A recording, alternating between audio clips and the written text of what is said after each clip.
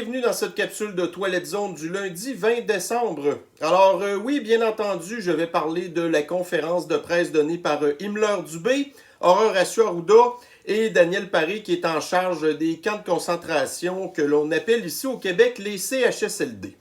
Alors quand je dis ça, c'est parce qu'en fait, c'est qu'il a déjà été responsable d'un des camps de concentration pour les personnes âgées qu'il a maltraitées et qu'il y en a qui ont perdu la vie. Alors par contre, aujourd'hui, vous le savez, moi, la Toilette Zone, je ne fais pas juste parler d'un sujet, alors on y va plus globalement. Donc on va commencer ici avec une défaite du Grand Reset, alors que nous avons le sénateur Joe Manchin de la Virginie de l'Ouest qui a sacré un coup de batte de base d'en face du vieux Biden et des démocrates communistes, alors que finalement il dit qu'il ne supportera pas le plan de Build Back Better, qui est en fait tout simplement une traduction du Great Reset. Vous ne posséderez plus rien et vous serez heureux. Donc Joe Manchin, en fait, tous ses collègues démocrates sont vraiment frus contre lui. Vous avez aussi là, le squad là, qui... vous avez là-dedans Alexandra Ocasio-Cortez qui est la plus pire communiste cinglée en fait des démocrates qui est furieuse contre lui. Alors bon, donc toujours aux États-Unis où ce que les affaires, les bonnes nouvelles se retrouvent le plus, ok? Mais ça c'est du côté des États-Unis. Donc, on voit que suite à cette annonce du plan de Build Back Better qui est planté, ok, donc vous avez ici la banque Goldman Sachs qui vient de diminuer ses attentes de croissance aux États-Unis pour faire suite en fait à cette annonce-là. Donc, nous devons nous rappeler que Goldman Sachs est l'une des banques qui était à l'origine, entre autres, là, de la crise économique de 2008. Donc, c'est tout simplement une banque qui fait partie du Deep State, là, OK? Alors, évidemment, c'est sûr qu'eux vont dire que les prévisions sont en baisse parce que ça leur a représenté beaucoup d'argent pour des banques comme eux, entre autres, OK? Alors que, pourtant, le plan, tout ce qui va arriver, c'est que ça va diminuer l'inflation très possiblement et aussi l'espèce de révolution verte, là, avec toutes les espèces de délires des collapsologues et des apocalyptiens du climat. Mais d'un autre côté, ben, vous avez ici au Canada, donc pendant que Build Back Better a mangé une sincère rince aux États-Unis, ben, nous avons ici Chrystia Freeland et Trudeau le communiste qui, eux, on voit très bien que l'économie au Canada va continuer de se diriger vers le Grand Reset et la destruction du Canada. Et si vous voulez savoir de quoi peut avoir de l'air un pays communiste, eh bien, vous avez Hong Kong, où il y a des députés, en fait, là, qui ont été votés, là, mais pour être en mesure de pouvoir s'afficher comme député pour Hong Kong, eh bien, il fallait faire vœu d'allégeance au Parti communiste chinois. Nous savons que, tranquillement, pas vite, c'est vers ça qu'on s'en va. Alors, tout simplement pour prouver, en fait, que le communisme, ça n'est pas du tout une question de démocratie. Donc, bienvenue dans le communisme, chers camarades. Et parlant de communisme, là, nous avons ici au Chili. Le nouveau président chilien sera une espèce de quasi-millénial de 35 ans qui, en fait, a passé son temps à être un étudiant activiste de l'extrême gauche. Donc, vous voyez ici, là, en fait, c'est RT qui nous annonce cette nouvelle-là. Mais dans le Jérusalem Post, vous avez Israël qui est un petit peu inquiète de tout ça parce que, en fait, le nouveau président chilien, en fait, est un antisémite pro-Palestine, c'est-à-dire pro-terrorisme. Alors, on apprend dans l'article, entre autres, qu'il y a une très grande communauté de Palestiniens au Chili. Donc, le Chili qui vient finalement de sombrer dans le communisme, le pro-inclusion de la communauté flyée, les groupes terroristes, entre autres. Alors c'est ça, mais qu'est-ce que vous voulez? Encore une fois, c'est la population qui avait le dernier mot. Alors, tant pis pour le Chili. Donc, évidemment, moi, je pense de toute façon, anyway, que ça vient de signer la disparition du Chili, parce que là, avec toutes les histoires que l'extrême gauche fait faire à l'économie d'un pays. Bon, de toute façon, le Chili, ça n'allait pas super bien leur affaire non plus. Alors, tant pis pour le peuple chilien. Vous avez choisi vos affaires, ben, vous allez tout simplement en subir les conséquences. Bon, on va sombrer maintenant dans le... Tu sais, vous savez, le sujet de la sniffles. Donc là, notre but à nous, en fait, les lanceurs d'alerte, c'est de continuer à trouver les histoires d'horreur. Donc j'en ai une ici. Alors au Mans, ça c'est en France, nous apprenons que 6 enfants ont reçu une dose double de la thérapigénisation contre la sniffles. Alors nous avons un argument supplémentaire pour ne pas faire thérapigéniser les enfants, c'est qu'il y a un risque que les espèces d'incompétents qui sont derrière l'aiguille soient en fait, ben c'est ça, qui fassent des trucs comme ça et qui mettent en vie, qui mettent en danger la vie de vos enfants. Et en fin de semaine, nous apprenions que le ministère de la Santé en France, Véru, disait en fait qu'il ne s'en cache plus maintenant que le passeport de contrôle social absolu est une façon d'obliger le peuple français de se faire thérapigéniser.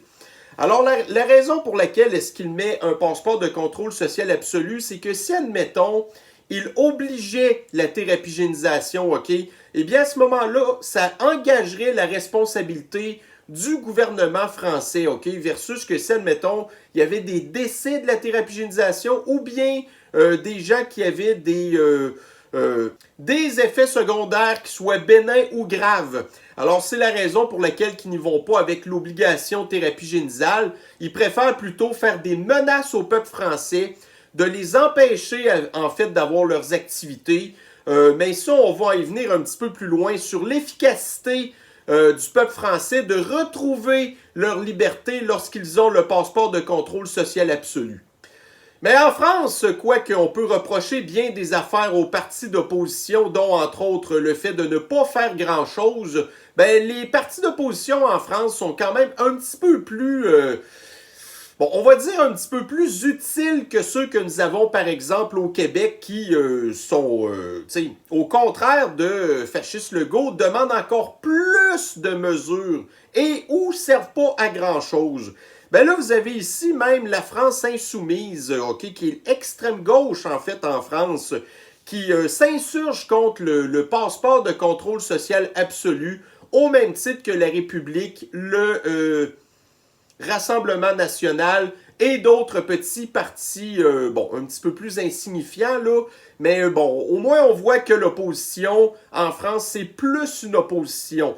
Alors, normalement, le passeport de contrôle social absolu, que Véru appelle le passeport vaccinal, ça devrait normalement passer là, au vote, en fait, là, au mois de janvier. Alors, on verra si les oppositions, cette fois-là, vont vraiment faire leur travail, mais c'est une histoire qui est encore à suivre.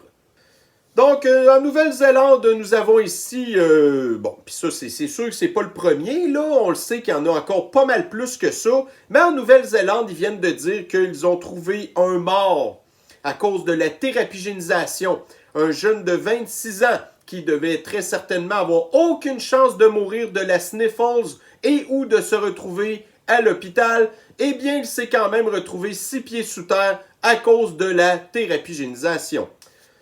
Black Lives Matter. Alors, vous savez que moi, je parle régulièrement des histoires qu'on peut considérer des histoires raciales, en fait.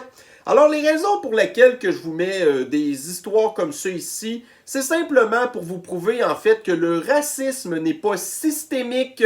Le racisme, il est statistique. Alors, c'est une très grande nuance qu'on doit faire ici. Alors, tout simplement à cause de des types comme ça qui font que la communauté noire, en fait, est surreprésentée dans les crimes raciaux aux États-Unis, tout simplement parce que c'est eux qui, majoritairement, commettent des crimes comme ça. Et ici, nous avons que, voyez-vous, c'est l'enfer, là. Donc, ça, c'est à New York, je pense. Donc, 6 hommes, en tout cas, ont été en rapport avec des crimes haineux, tout simplement parce qu'il y a 100 femmes asiatiques qui ont été attaquées et tout, puis tout, puis tout. OK, donc c'est tout simplement ce que je vous dis, c'est que, regardez, moi, les raisons pour lesquelles que je pense comme je pense, c'est à cause des statistiques, tout simplement, les faits. Les faits nous amènent vers des choses comme ça. Et une autre patente, par contre, où ce qu'on voit, où ce qu'il y a vraiment du racisme systémique, eh bien, c'est au niveau de la thérapigénisation.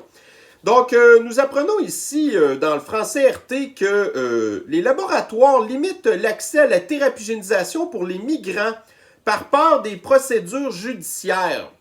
Alors, nous savons qu'il y a des ententes, en fait, que les compagnies de thérapigénisation ne sont pas responsables ni des morts, ni non plus des effets secondaires graves qu'il peut y avoir suite à leur thérapigénisation dangereuse, OK? Par contre, quand ça vient le temps, donc vous avez les peuples occidentaux qui, de plus en plus, sont obligés de se faire thérapigéniser par leur gouvernement nazi, mais d'un autre côté, vous avez tout plein d'immigration illégale, admettons, aux États-Unis et en Europe. Par contre, ces gens-là ne sont pas obligés de se faire thérapigéniser. Parce que, étant donné qu'ils ne sont pas citoyens de rien du tout, eh bien, s'ils sont pour tomber malades, il y aurait possibilité à ce moment-là de poursuivre Big Pharma. Alors, c'est la raison pour laquelle il y a du deux poids, deux mesures. Donc, on n'a aucun problème à empoisonner la population de souche, mais quand ça vient le temps, par contre, là, on sait, là, les immigrants illégaux qui arrivent sur le territoire et très souvent en plus contaminés par la sniffles, ben là, eux, on peut les laisser se promener dans la nature sans problème. Et pendant ce temps-là, nous avons une autre étude ici qui nous, dans le CTV News, qui nous apprend, en fait, qui nous réitère les affaires que nous savions précédemment en rapport avec le fait que si vous avez déjà eu la sniffles, eh bien, vous êtes, pour ainsi dire, un super immunisé. Non, sans blague. Alors, êtes-vous en train de me dire finalement que l'immunité naturelle et le système immunitaire est probablement la meilleure protection contre la sniffles? Nous le savions, mais une fois de plus, nous avons ici une étude qui le prouve. Donc, étant donné que le contrôle social est extrêmement important, eh bien, vous avez ici en Allemagne, OK, là, ils travaillent très fort pour essayer de faire fermer un nouveau média qui est rentré, en fait, en Allemagne, qui est RT, donc c'est Russia Today, OK. Alors, il y a des gens qui disent que c'est de la propagande russe, puis tout, là. Moi, je vous dirais, écoutez, ça fait un certain temps que je les regarde RT, puis honnêtement, OK, oui, c'est peut-être un média qui est considéré peut-être un petit peu de la droite, mais de ce que j'ai constaté, c'est que la plupart des médias qui sont considérés de la droite sont probablement ceux qui font le meilleur travail. Alors, c'est bien certain qu'en Allemagne et l'Union européenne, ça leur tente pas qu'il y ait des médias qui fassent leur travail. Au contraire, ils vont préférer à ce que les médias soient financés, admettons, par George Soros, par Bill Gates, ou toutes sortes d'espèces d'organisations mondialistes avec leur agenda bien à eux, c'est bien certain. Et si on reste un petit peu dans les histoires de racisme, de wokisme, de contrôle social, de tout ça. Bon, alors ici, nous avons dans ici Radio-Canada le silence des hommes autochtones victimes de violences conjugales. Alors, nous apprenons en fait que le tiers des hommes qui sont victimes de violences conjugales, en fait, sont des autochtones. Alors, c'est très surprenant, en fait, de voir que dans les communautés autochtones, c'est là qu'il y a le plus de violences, de crimes, ainsi de suite. Donc, il y a vraiment un problème systémique à ce niveau-là. Alors, c'est pas une question de racisme encore là, mais une question de système. Donc, la communauté autochtone a de graves problèmes, mais ils ne sont pas attribuables seulement qu'aux problèmes des Blancs et du colonialisme. Et nous avons ici une organisation des droits civils fédérale qui vient de faire une plainte, en fait, formelle contre une certaine école dans l'État de l'Illinois où ce que ça serait rendu normalisé maintenant de refaire de la ségrégation en fonction de votre couleur de peau. Mais qui sont les racistes? Eh bien, ce sont les suprémacistes blancs. et non pas les racistes eux-mêmes de l'extrême gauche. Bien entendu, c'est sûr que c'est nous qu'il faut blâmer, alors que le racisme, majoritairement, se retrouve auprès des communistes de l'extrême gauche. Woke en plus. Et les woke, ce qui est important pour eux, alors vous avez ici, bon, imaginez-vous, là, dans une église luthérienne de Chicago, donc ils viennent d'avoir un nouveau pasteur de la communauté flyée qui, bon, là, vous voyez la photo anyway, qui va maintenant faire des lectures à des enfants pour tout simplement les fucker davantage dans leur tête, pauvres enfants. Mais encore là, je pense que le problème, ben, c'est en fait les parents qui devraient tout simplement refuser d'emmener leurs enfants dans un asile comme ça, tout simplement. Mais bon, voyez-vous, c'est quand même ça, l'extrême gauche, c'est toujours, je le dis, de la plus pure maladie mentale. Alors, on va terminer maintenant avec la fameuse conférence de presse aujourd'hui où ce que nous avons appris, en fait, que le passeport de contrôle social absolu était désactivé. Alors, vous comprendrez ici qu'il s'agit de sarcasme. Par contre, nous avons Himmler-Dubé qui a annoncé aujourd'hui la fermeture des bars, les gyms, les restaurants, les heures vont être limitées et déjà du fait qu'ils avaient 50% de capacité de clientèle possible. Les gyms ferment aussi, les salles de spectacle, les cinémas. Vous avez aussi les écoles qui ferment, les sports des jeunes qui ferment. Vous avez le retour obligatoire au télétravail. Là, on nous parle encore là, de pousser au plus possible la 3e dose de thérapie-génisation, la diminution aussi là, des rassemblements. Donc déjà, la semaine passée, on nous a dit un seul party de Noël avec moins de 10 personnes, ainsi de suite, blablabla. Bla, bla, bla. Alors, bon, donc nous savons que le fascisme sanitaire ne fonctionne pas, le passeport de contrôle social absolu n'a absolument pas fait baisser les cas, la thérapie-génisation n'a pas fait baisser les cas. Alors, c'est tout simplement une preuve supplémentaire que nous sommes maintenant en dictature nazitaire, sanitaire, communiste, appelez ça comme vous voulez. Donc, aucune mesure n'a fonctionné. Et bon, alors je pense que c'en est pour nous tout simplement une preuve supplémentaire. Donc, mes chers citoyens lucides, eh bien, ça met fin à cette capsule de Toilette Zone d'aujourd'hui. On a vraiment un gros paquet de nouvelles que ma toilette intelligente s'est chargée d'envoyer chier, si on peut dire. En tout cas, se débarrasser tout simplement. Et nous nous reprendrons sur de prochaines capsules. Bonne journée à vous. Bye bye.